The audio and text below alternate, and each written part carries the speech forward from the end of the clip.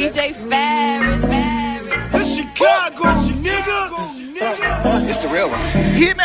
Only one is pulling shit the fuck up. Let's get a sports talk. Spectacular season that he has and where it projects to go from here. As you look at the top quarterbacks in the NFL, the top 5, for example, is he firmly on that list? He's not, for me, firmly on that list. And, you know, it's a hard list to get on, so it doesn't mean that I don't think he's a good player or not a top 10 quarterback. But when you look at the top 5 and you think about Mahomes, Russell Wilson, Aaron Rodgers, Drew Brees, Tom Brady, you know, those are all guys that have won championships, all guys that have played at an MVP level as well. And so I feel like he is. Taken from where he's came from. Coming at the draft, they didn't believe in him at all. Once the Ravens took him, they did not know there was going to be the turnout with him. Only the Ravens know what he was going to do. And that's why they turned it over to him and let Flacco move on and let him be the quarterback into the future. Because no one ain't believing him coming out of college. Like, they told him he couldn't throw the football, but he figured out a way to elevate that game the season after that. And you see he coming out the gate, first game throwing the football. And I feel like he's one of the top 5 right now. I think when you look at this league and the necessity to really be able to pass and be able to pass in all situations, that's why that's my top 5 and why Lamar is not on it, but I don't think he's far from being on it. How much concern, as you watch him here, do you have about the 2 playoff performances? Because last year's regular season, there's nothing to criticize, there's nothing to look at any other way besides spectacular. But the one thing that you will hear people say who want to raise questions is about the postseason performances. When you say pass in all situations, is that what you mean? Well, that's a little bit what I mean, but I think just being able to be like in a 2-minute drive situation when you're backed up, fourth quarter, being able to control the line of scrimmage in terms of managing pass protections, managing the passing game, that's what I mean. My bigger concern, Greeny, to be quite honest with you, is number of hits. When you look at 107...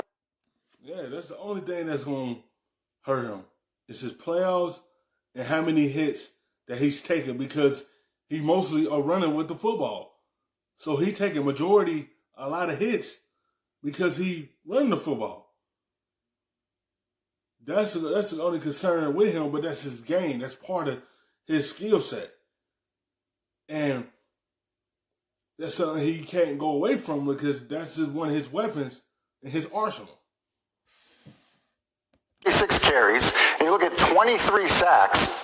You're talking about basically 200 hits, and that's not, including the plays where he's hitting the football. To put that into context, that's more than 50 more times than Josh Allen, who gets hit too much. That's more than 70 times more than Deshaun Watson, who gets hit way too much. He had more carries last year than Alvin Kamara, Melvin Gordon, Kenyon Drake. Those are starting running backs. He's carrying the football too much as a quarterback, in my opinion, to have longevity, at the position in terms of the way he's been doing it. It's a conversation that we had a lot here on this show last year, and then it sort of, as the season became more and more brilliant, it felt like a silly conversation to be having at the time. But I do understand where you're coming from. D. Wood, what do you think?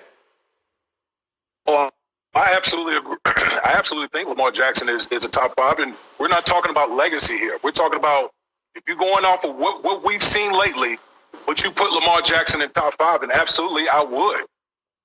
Aaron Rodgers has been on a decline the past couple of years. As great as as much as we talk about Aaron Rodgers and how he's been maybe the greatest thrower of the football of this generation, everyone has to admit he's been on a decline the past couple of years. When I look at Lamar Jackson, the growth that he's had from year 1 to year 2 was astronomical. And also remember, this is a guy that's 22 years old.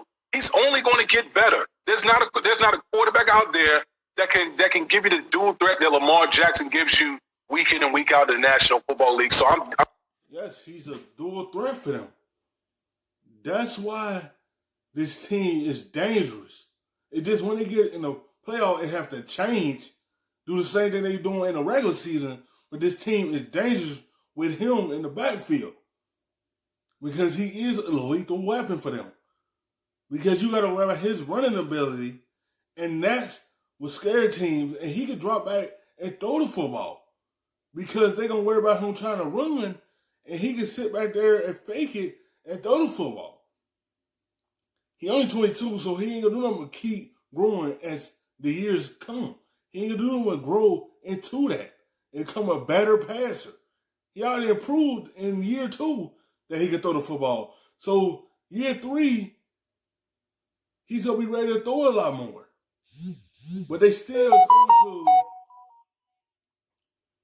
do the same thing they doing with him, running the football with him, but also have him throw the football a little more. Because when you have defensive players tiptoeing and worry about if you're going to run, they ain't really worried about the throwing like that. So that's working his favor. That's why the game's so down for him. I'm definitely putting Lamar Jackson in top 5. Yeah, I do. I love coming back to this, Tim. Lamar Jackson won the Heisman at the age of 19. He remains younger than the guy who won last year's Heisman, Joe Burrow, who was the first pick in this year's draft. What do you see as he goes forward here? Well, listen, I think he can develop into even a better player. I think that's 100% true. I'm not sure what D. Wood's definition of a decline is, though. Aaron Rodgers quarterbacked a 13-3 football team last year and threw 26 touchdowns and 5 picks. I mean, like, Aaron Rodgers is still playing at a ridiculously high level. And so when I look at this, like Lamar Jackson, to me, in terms of longevity, in terms of being able to have success for a decade, I just think that you need to get hit less. I mean, that's the reality of the situation. Think about this. He's more carries than Alvin Kamara. That's why this team's going to figure out a way to help him drop back, pass a little more, to keep him out of harm's way so he can be there longevity. He's only 22. He's still young. It's still a lot of development had to be there. Year 2, it was his MVP season. Year 3, you're going to see the lot growth in his game.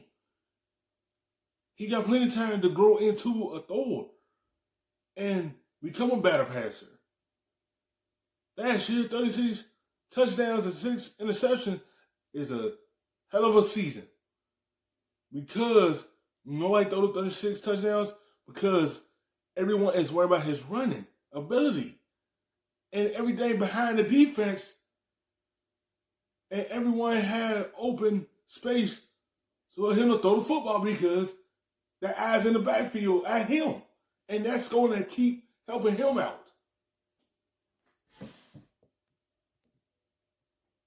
Like, that's a starting running back in one of the best offenses in football. I think you have to be really careful. The number of hits add up.